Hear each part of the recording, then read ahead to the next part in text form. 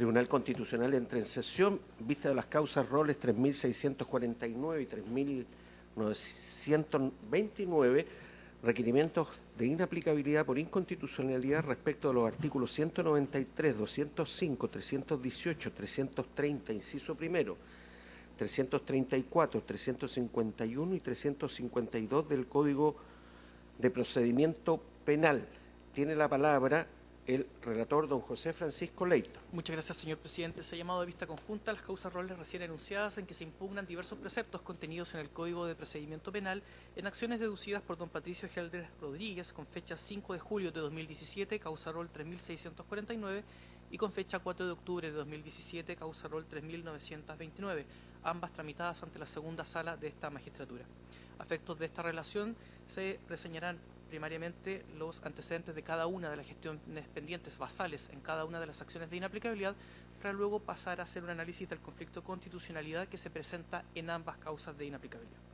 Así, en causa rol 3.929, el señor Geldres Rodríguez viene en accionar de inaplicabilidad por inconstitucionalidad respecto de diversas normas del Código de Procedimiento Penal respecto de la gestión pendiente que actualmente se sigue ante el señor ministro de Fuero, don Carlos Aldana Fuentes, respecto al presunto delito de secuestro calificado cometido a las personas de don Wilson Becerra Cifuentes, don Tomás Domínguez Jara y don Gustavo Domínguez Jara. Comenta que dicha gestión judicial fue iniciada por querella interpuesta en noviembre del año 1978 ante el primer juzgado del crimen de la ciudad de San Carlos por presunta desgracia en las personas de las víctimas don Gustavo y Tomás Domínguez Jara y otros, ocurridas en el sector Bajo el Ala, camino a Portezuelo, en el mes de octubre del año 1973.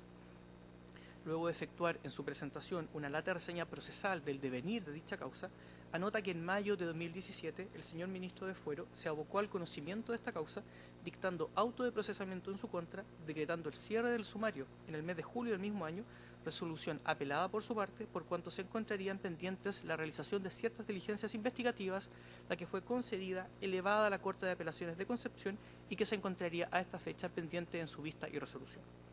Comenta que, encontrándose de esta forma la indagatoria en etapa de sumario, siempre pueden volver a tomarse declaraciones al inculpado y a los testigos, aun cuando ya hayan declarado y tantas veces ello sea necesario, por lo que la normativa reprochada en esta sede constitucional es del todo aplicable en la especie.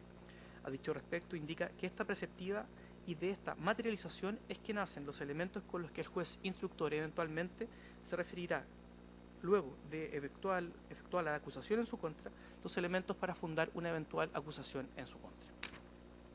A su turno, en la causa rol 3.649, presentada también por el señor Geldres Rodríguez, también es sustanciada por el señor ministro de Fuero, el señor Carlos Aldana Fuentes, encontrándose en tramitación ordinaria en etapa de sumario, esta por el presunto delito de secuestro calificado en la persona de Ricardo León Troncoso, la que fue iniciada por querella criminal presentada en el mes de octubre del año 2001 ante el primer juzgado del crimen de Chillán.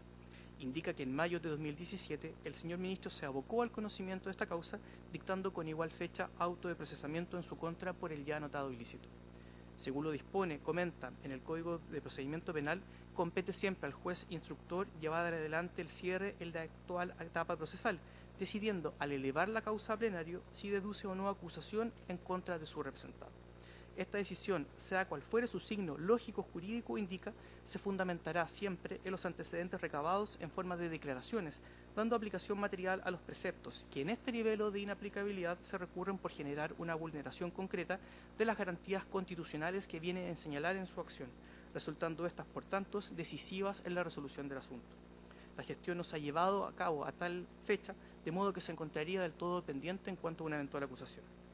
Complementa lo expuesto en esta causa rol 3.929 que, efectuando un análisis a la preceptiva impugnada, en el antiguo sistema procesal penal vigente y de aplicación en la gestión pendiente seguida en su contra en ambas causas, el juez que instruye la causa cumple una multiplicidad de roles de manera permanente, tomando las declaraciones siempre que estime necesarias para la investigación y teniendo todas las facultades de cada rol asignado, lo que se verifica sin la presencia de un abogado defensor, todo lo cual es limitado en este caso concreto y de modo contrario a la Constitución. El conflicto constitucional, por tanto, que viene a presentar a esta magistratura es del siguiente tenor.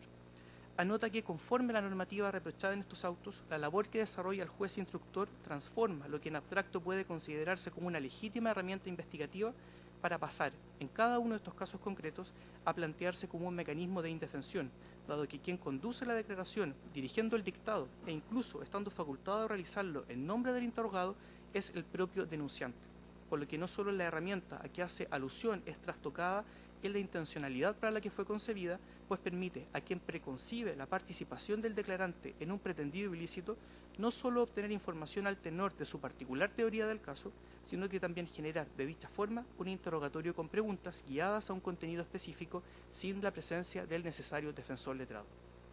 En dicho contexto, el actor hace presente que su derecho a guardar silencio se ha visto coartado de la especie, puesto que se ve forzado a no declarar como único modo de enfrentar una situación en que la defensa judicial sencillamente no puede ser efectiva.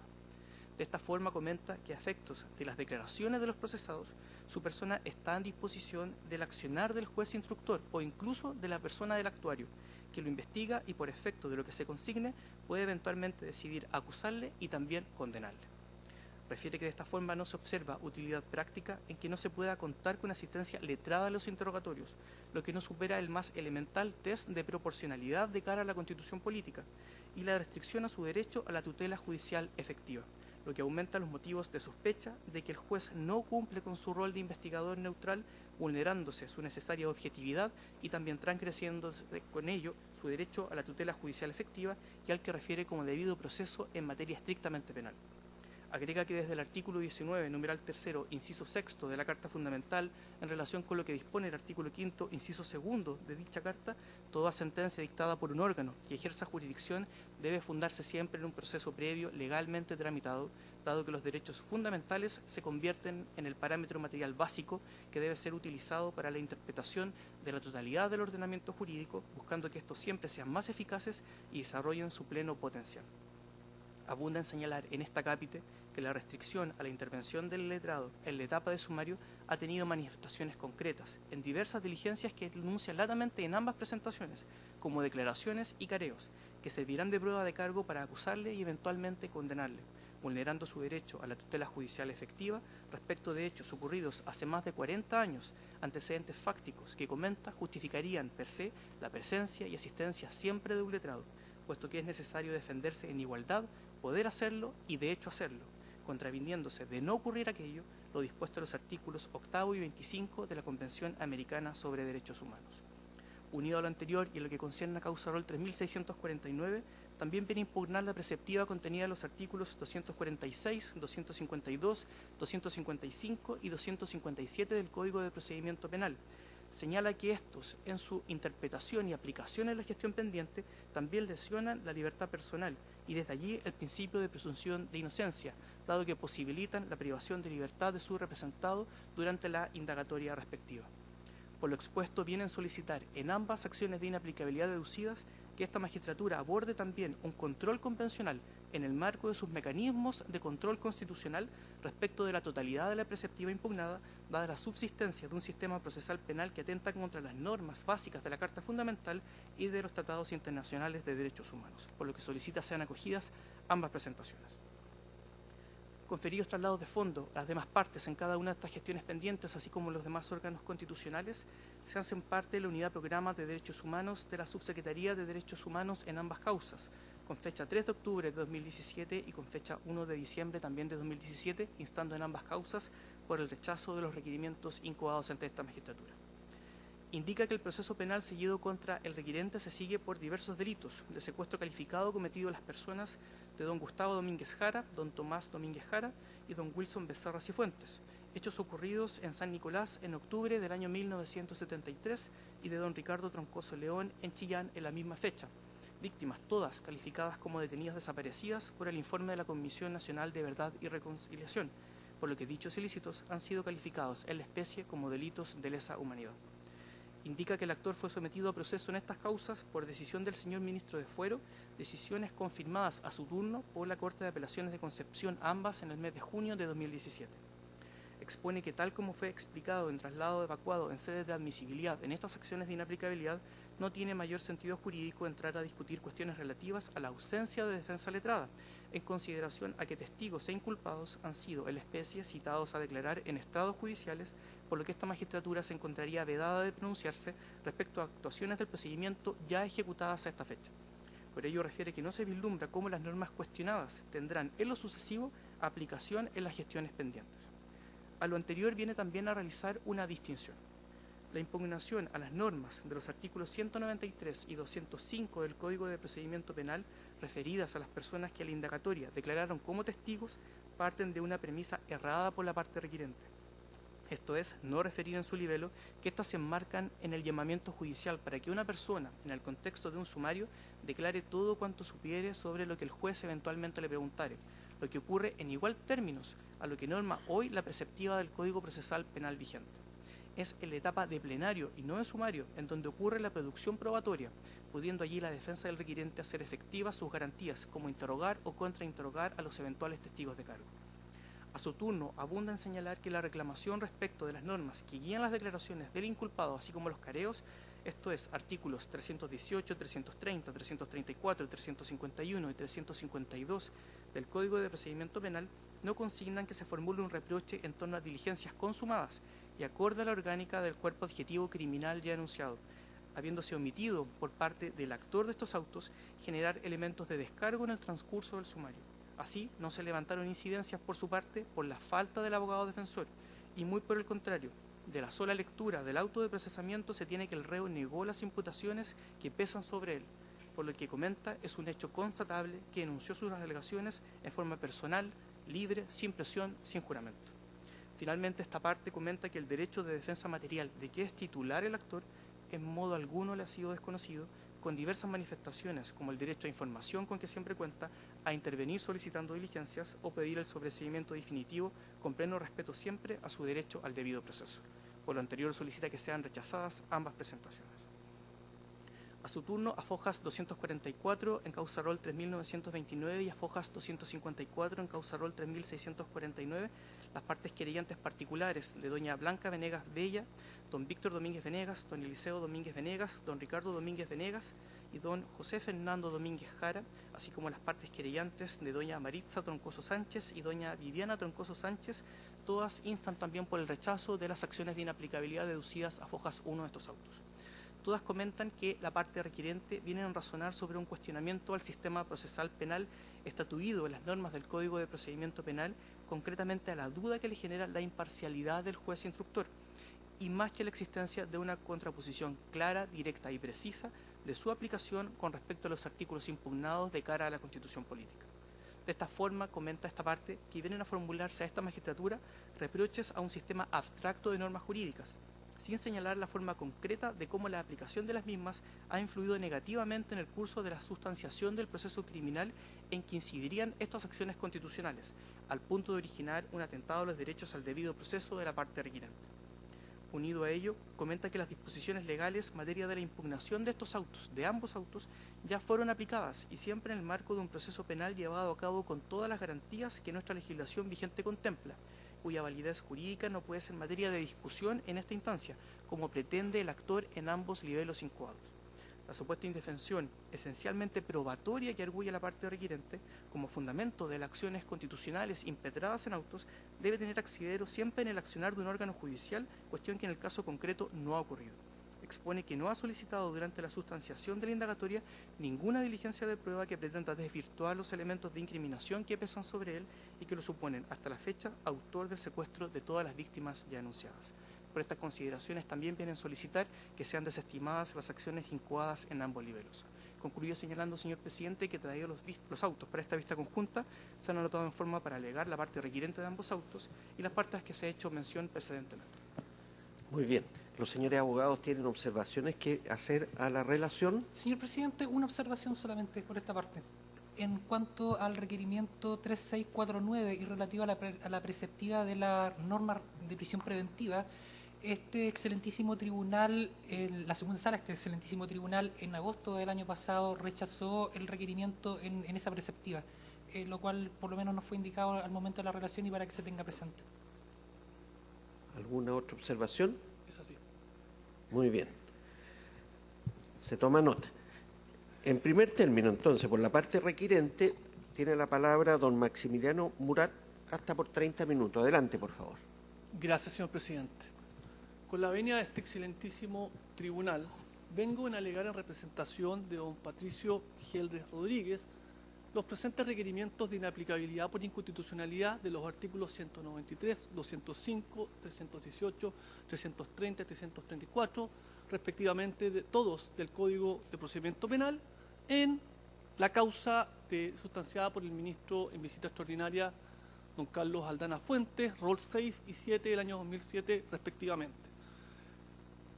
Lo que plantea esta defensa es que dichas normas señaladas infringen directamente, en primer lugar, la Constitución Política de la República de Chile en sus artículos 1, 5, 6, 7, 19, número 2, número 3, número 26 de dicho cuerpo legal.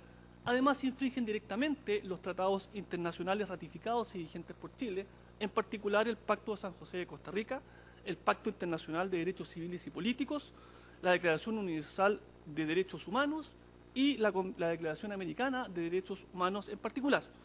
También infringen estas normas impugnadas directamente la jurisprudencia que ha tenido la Corte Interamericana de Derechos Humanos y en particular la Corte Suprema respecto a la misma temática en procesos que se tramitan actualmente con principios del Código Procesal Penal.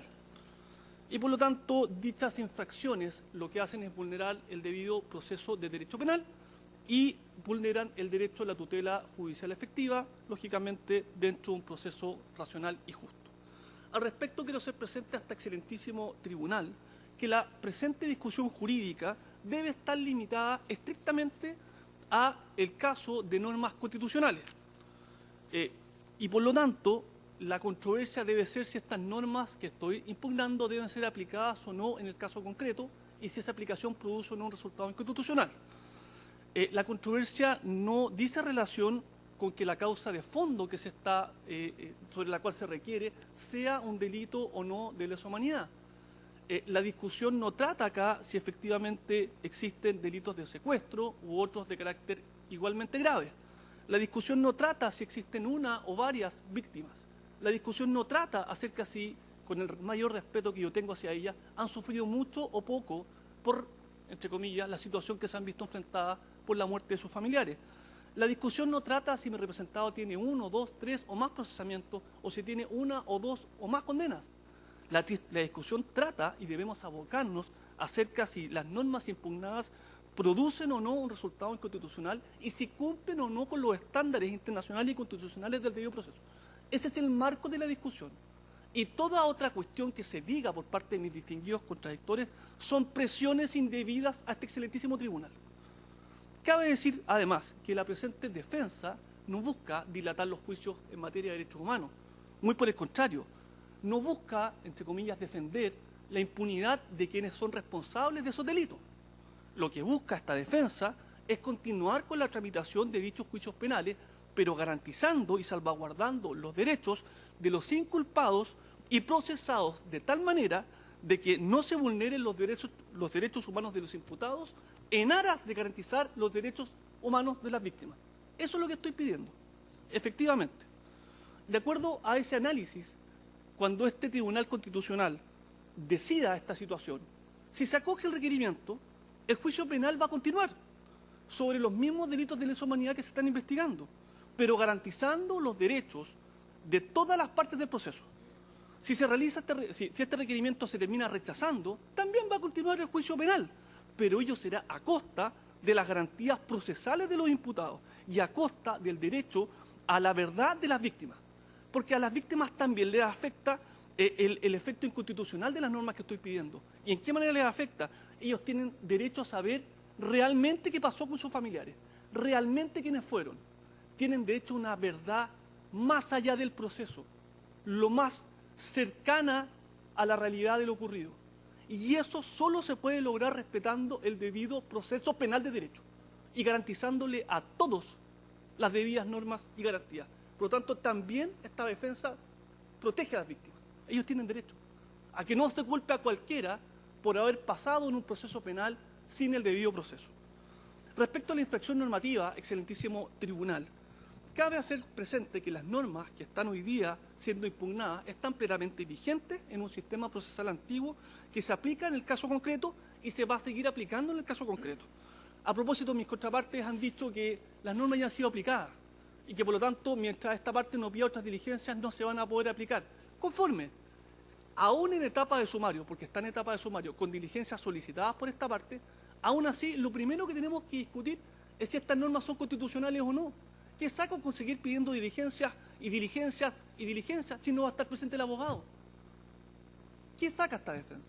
Conseguir ampliando la declaración del imputado si no va a estar presente el abogado. Por lo tanto, es inoficioso insistir en ese punto. Al respecto, cabe ser presente que dicha declaración en el sumario respecto a los inculpados y a los testigos sin la presencia del abogado produce problemas de constitucionalidad. Respecto a la primera infracción constitucional reclamada, es decir, que se le tome declaración al inculpado en ausencia del abogado defensor, esta reclamación dice relación con los artículos 318, 330 y 334 del Código de Procedimiento Penal, que disponen la interrogación del inculpado o procesado por el juez instructor en ausencia del abogado defensor. De hecho, el mismo artículo 318 del Código de Procedimiento Penal señala expresamente que el juez que instruye el sumario, y ahora sí me voy a hacer referencia a las normas que, por cierto, están referidas en el requerimiento, pero se me ha reclamado que no lo hago, señala que el juez del sumario podrá tomar cuantas declaraciones estime conveniente o considere conveniente para la averiguación de los hechos respecto al sindicado. Asimismo, el artículo 330, inciso primero, señala que el procesado podrá dictar por sí mismo o por intermedio del juez su declaración bajo la dirección del juez. Y el artículo 334 señala que el juez será quien interrogará al inculpado cuanto hayan contradicciones o se haya retractado. Fíjese lo siguiente, en relación al artículo 318 y en relación a las otras normas, lo que han dicho los tribunales de justicia es que el juez instructor, con exclusión de toda otra persona, es quien incumbe interrogar al inculpado. Así lo han interpretado la jurisprudencia de nuestros tribunales. Dicha interpretación judicial se debe a que las normas que ordenan el procedimiento penal, los artículos 318, 330 y 334, son normas de derecho público. Lo que significa, y así lo ha entendido el repertorio de legislación y jurisprudencia chilena respecto al Código de Procedimiento Penal, realizado por la Facultad de Derecho de la Universidad de Chile. Ellos han dicho que estas normas son de derecho público. Y por lo tanto, la naturaleza jurídica de los artículos 318, 330 y 334 no es menor, porque el hecho que sean normas de derecho público significa que el juez que las aplica solo puede hacerlo siguiendo su tenor literal y le está prohibido hacer todo aquello que no señala o no faculta la norma. Y así dichas normas no señalan ni facultan de manera expresa que pueda estar presente el abogado del inculpado al momento que se le toma su declaración. Ahora, que ciertos ministros de fuero o visita extraordinaria hayan permitido la presencia de abogados, como yo lo señalé anteriormente en etapa de sumario, cuando se toman declaraciones a testigos o en careo, da cuenta que para realizar dicha diligencia se debe prescindir de los artículos 318, 330 y 334, que nunca están expuestos en el acta en que se manifiesta la declaración. Jamás dice en el acta que en razón a esas normas, ¿cierto?, se está, entre comillas, prescindiendo del abogado. Por lo tanto, yo me acuerdo haberles comentado, excelentísimo tribunal, a propósito del recurso de inaplicabilidad 3669 del señor Pedro Montabone Domínguez, de que yo había viajado a Temuco, había estado presente en 2 careos y que efectivamente el ministro del caso Húsares de Angol, Álvaro Mesa, me había permitido hacer preguntas y contrapreguntas y estar presente, lo cual me parecía fantástico. Traje copia de las actas de esos careos, traje copia de esas diligencias en donde yo estuve presente. Y cosa curiosa, en ninguna parte sale que estuvo el abogado. En ninguna parte sale que yo pregunté algo o contrapregunté algo. ¿Qué es lo que dice el acta? El tribunal le pregunta qué. El tribunal le pide que aclare qué. Por lo tanto, ellos mismos saben que no pueden colocar en las actas la presencia de los abogados porque vulneran los preceptos legales del Código de Procedimiento Penal. Y lo dejo a modus vivendi para que sepan cómo funcionan las actas y cómo funciona realmente el sistema en la aplicación normativa.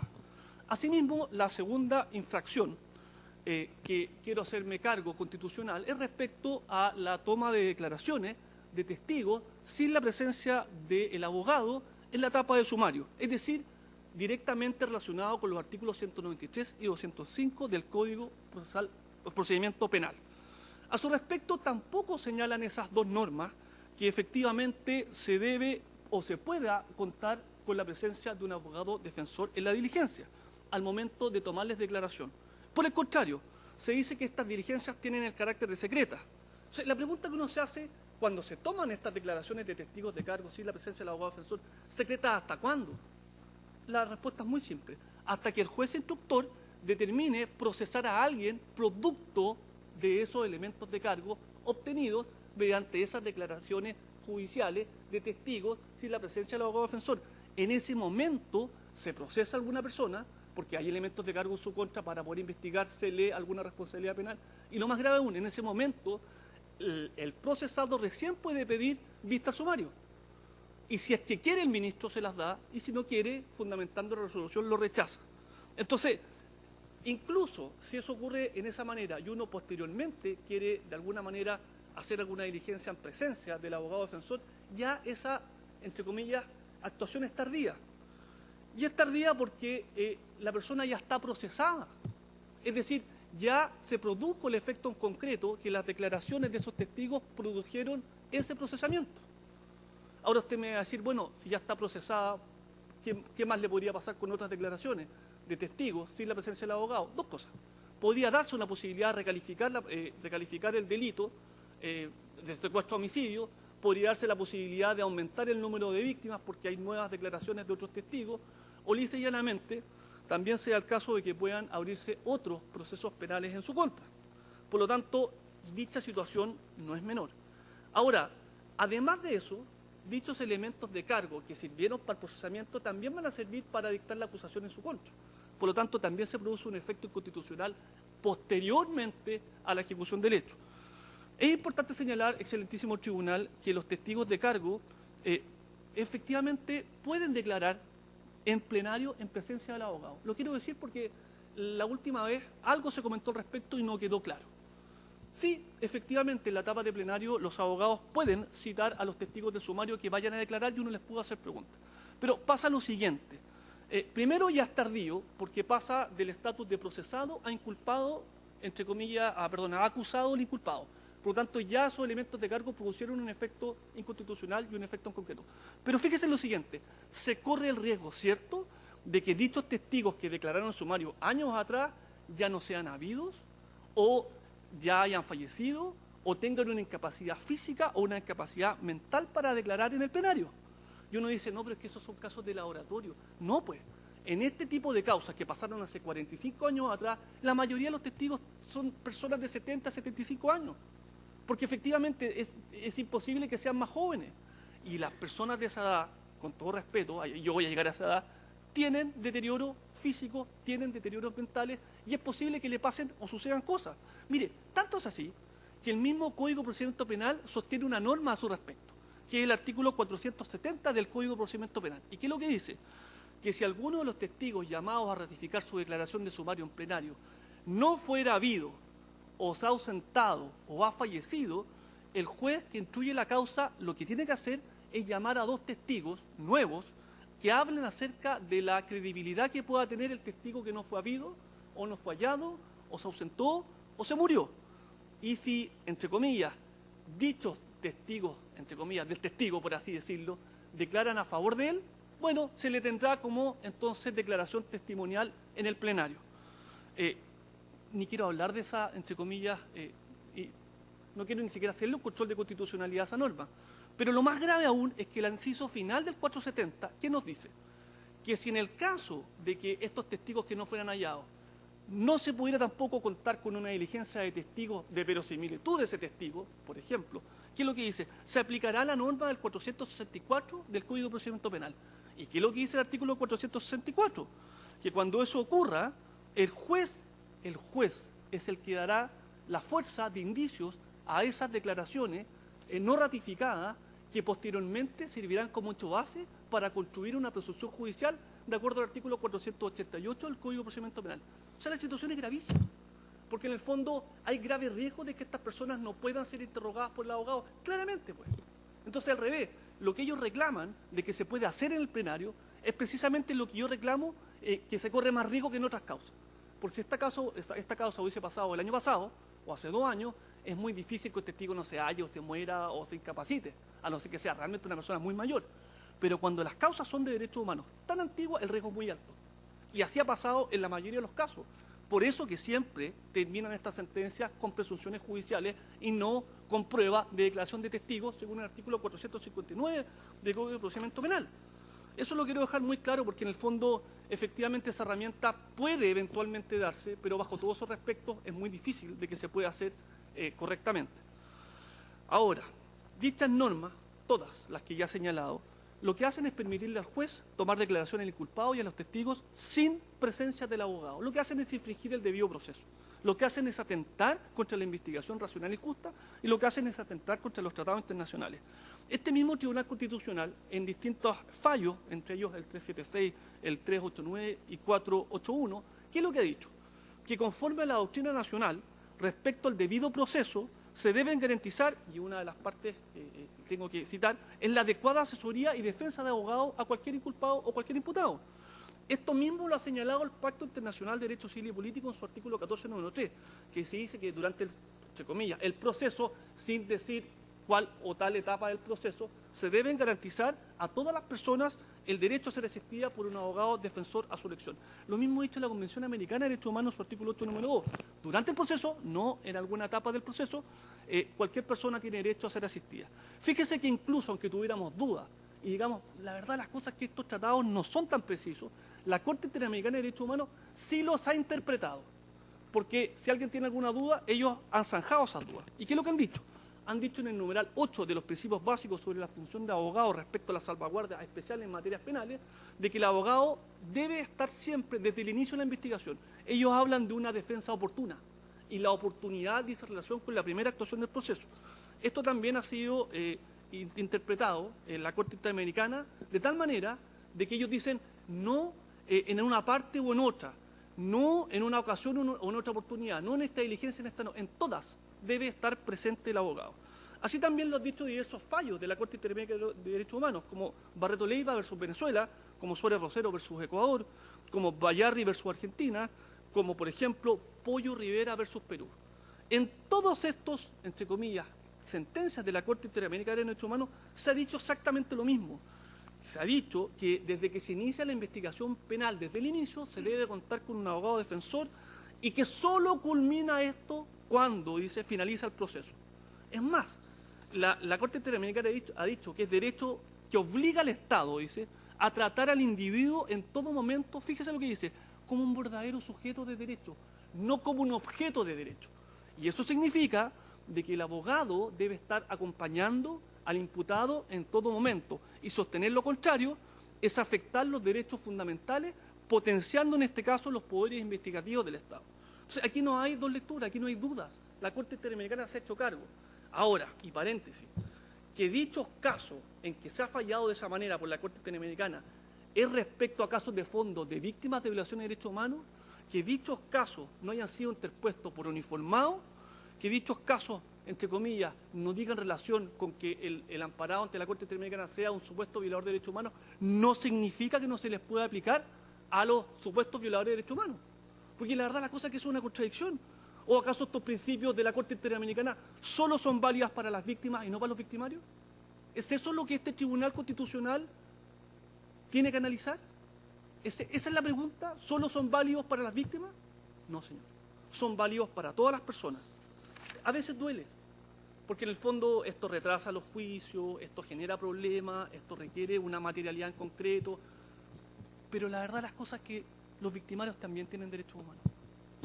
Esa es la verdad las cosas. Y por eso estoy acá. Y lo voy a defender con fuerza, y 1, y 2, y 3, y 10 veces, y con o sin suspensión, porque creo firmemente en ello. Lo creo con todo corazón. Y cuando esto mejore, todo el sistema procesal penal va a mejorar. Todos vamos a tener una mejor justicia. Ahora, en la especie, el efecto concreto, que se nos ha criticado bastante porque al parecer el requerimiento no es lo suficientemente claro, es lo que me quiero abocar en estos minutos que me quedan, señor presidente. En la especie, a mi representado se le han tomado declaraciones, por ejemplo, en el caso Troncoso León, en 2 oportunidades. Fíjese que en esas 2 oportunidades en que se le ha tomado declaración, primero, el juez no le ha dicho ni le ha leído sus derechos. Segundo, el juez no le ha dicho a mi representado que tiene fuero. Fíjese usted que mi representado es un general de carabineros en retiro. Y como general de carabineros en retiro, según el artículo 191 y 192 del Código de Procedimiento Penal, él tiene fuero. ¿Qué significa? los generales en retiro no están obligados al llamamiento judicial y en ese caso ellos pueden y tienen derecho a declarar por medio de oficio escrito. El juez no le dijo eso. El juez no le dijo que tenía derecho a declarar por medio escrito y no verbalmente ante él sin la presencia del abogado. El juez no le dijo que tenía derecho a no autoinculparse, pues. Entonces, en el fondo, todas esas cosas que no hace el juez atentan contra el debido proceso de derecho. Cuestión distinta si hubiese estado el abogado presente. Porque el abogado, que debe saber esas normas como yo las sé, le va a decir al juez y le va a decir al cliente o al patrocinado, oiga, usted tiene fuero. Si quiere declarar ahora, si quiere declarar después. Oiga, usted tiene derecho a no inculparse. Conversemos en privado 5 minutos, si quiere hacerlo, incúlpese. Pero conscientemente de lo que significa esa declaración judicial en el proceso. Pero eso es que eso no ha ocurrido, pues. Y lo más grave aún, que las 2 veces que se licitó a tomar declaración a mi representado acompañó ciertos documentos para explicar el contexto y los allanamientos que habían ocurrido en Chillán en esa época. ¿Y qué es lo que hizo el juez? No los consideró. No les preguntó nada acerca de eso, como si no existieran. Entonces, en el fondo, todas estas cuestiones ya han producido un efecto concreto inconstitucional y lo van a seguir produciendo de no subsanarse estos vicios. Todas estas declaraciones se encuentran en fojas 133 y 580 del expediente, para ser más concreto. Fíjese usted que el segundo efecto concreto que se produce entonces, porque primero la infracción normativa constitucional e internacional, el segundo efecto concreto es que al aplicar las normas impugnadas, lo que ocurre es que el resultado de esa toma de declaraciones a los inculpados sin la presencia del abogado es un elemento que sirve de base para ser acusado en la próxima etapa procesal y posteriormente, y lo más grave, sirve como un medio de prueba para condenarlo, porque se transforma lisa y llanamente en una confesión judicial según el artículo 481 y 482 del Código de Procedimiento Penal. Ello no pasaría claramente si estuviera presente el abogado y ello no pasaría si los jueces aplicaran directamente, por ejemplo, aquellos principios que están contenidos en las normas del Código Procesal Penal, a saber, el artículo 8º, inciso primero, el artículo 93, inciso primero, el artículo 102 y el artículo 91, inciso primero, que dice el Código Procesal Penal y que facultan al imputado o inculpado contar con la presencia de un abogado en todas las diligencias desde el inicio de la investigación, desde un comienzo, en todo momento. Entonces, si aplicamos esas normas no tenemos ningún problema. Nos evitamos todos estos vicios que ya pasaron y los vicios que van a venir y van a seguir pasando cuando se amplíe la declaración de mi representado o cuando se le tome declaración a otros testigos de cargo o que existan en el expediente. En el mismo Troncoso León, en el mismo caso Troncoso León, suceden cuestiones tan increíblemente distintas que cabe hacer mención en este excelentísimo tribunal, como por ejemplo cuando se le toma declaración al testigo Luis Juvenal Arias Vega. Resulta que se le toma declaración policial a foja 599, ¿y qué es lo que sucede? El testigo declara sobre otra víctima, sobre el caso de Jara Domínguez, y no sobre Troncoso León. Y eso es un elemento de cargo en el caso de Troncoso León respecto a mi representado. Luego, ¿qué es lo que sucede? El juez de la causa cita a ese mismo testigo, Arias Vega, para que declare judicialmente, todo eso sin la presencia del abogado, y él ratifica lo declarado, insiste en hablar sobre el caso Jara Domínguez respecto a una causa que se está investigando, que es el caso Troncoso León. Y mire, tan insólito es que se cita por segunda vez judicialmente y por tercera vez a declarar en la causa Troncoso León a este señor Arias Vega, y el mismo testigo ratifica todo lo dicho, pero ahora habla de otra causa. Habla de la causa de Sergio Cádiz Cortés y Gilberto Pino, que no tiene nada que ver con Troncoso León. Y eso también sirve como elemento de cargo. Posteriormente, suma y sigue, el mismo testigo vuelve a declarar, ya no a fojas 601, ni 599, ni 602, sino que declara a fojas 1261, y ahora habla sobre otra persona que podría ser culpable, que es un señor de apellido Marabolí. Y nada dice sobre Troncoso León. Lógicamente el ministro no le pregunta nada sobre Marabolí, ni nada sobre Troncoso León, como si eso no existiera, y la causa que investiga es Troncoso León. Finalmente el mismo testigo declara nuevamente sin abogado a foja 1404 y habla sobre otro caso, habla sobre la víctima Patricio Weitzel. Entonces, la verdad la cosa es que eso sucede porque estos, entre comillas, juicios requieren de asistencia técnica de todas las partes. Fíjese usted que lo mismo ocurre con la declaración testimonial de Benjamín Becerra, que también, preguntado sobre Troncoso León, habla sobre el caso Cádiz Cortés y Gilberto Pino. Lo mismo ocurre con el testigo, bueno, eso a foja 606 y 607. Lo mismo ocurre con el testigo Gilberto Pradenas del Prado, que también consultado sobre Troncoso León, habla sobre otro caso, Robinson del Prado, Robinson Ramírez del Prado. O sea, realmente esto no tiene pies ni cabeza. Y eso ocurre, y estos vicios ocurren y van a seguir ocurriendo, por ausencia del abogado defensor.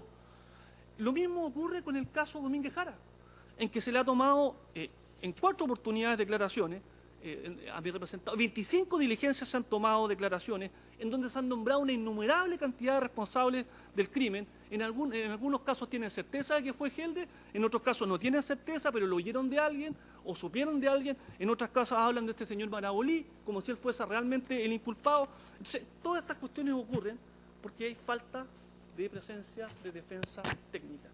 La Corte Suprema también ha fallado de la misma manera. La Defensoría Penal Pública también ha dicho lo mismo. Por lo tanto, seguir insistiendo en privarle a un defendido inculpado en un proceso penal de tal naturaleza y envergadura, cuyas penas son altísimas, de un abogado desde el comienzo de la investigación, o si no que desde el comienzo, al menos de la etapa de sumario, es realmente sostenible. Finalmente, señor presidente, que me quedan un par de minutos, solamente quiero señalar de que se nos ha, entre comillas, refutado de que nosotros estamos tratando de impugnar un sistema abstracto como el sistema penal antiguo, como si fuera un cuerpo normativo abstracto, en fin, y no las normas en concreto. Eso no es así. Esta parte no ha impugnado el artículo 483 del Código Procesal Penal, que es el que dice que tiene que aplicarse el procedimiento antiguo a causas anteriores a la entrada en vigencia del Código Procesal Penal. No ha impugnado esa norma.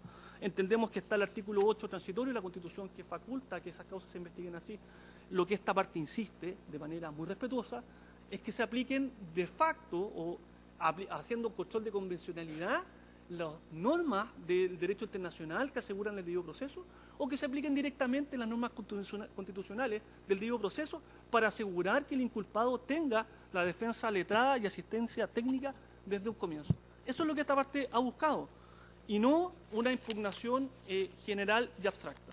Señor presidente, entendiendo que esto ya lo han escuchado de este abogado en al menos 2 oportunidades anteriormente, creo que he dejado medianamente claro, al menos el punto de vista de la defensa.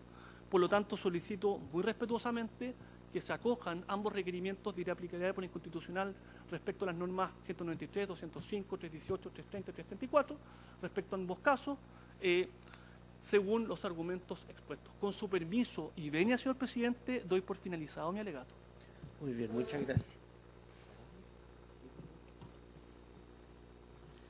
El tribunal va a hacer un receso de 10 minutos para continuar con los alegatos.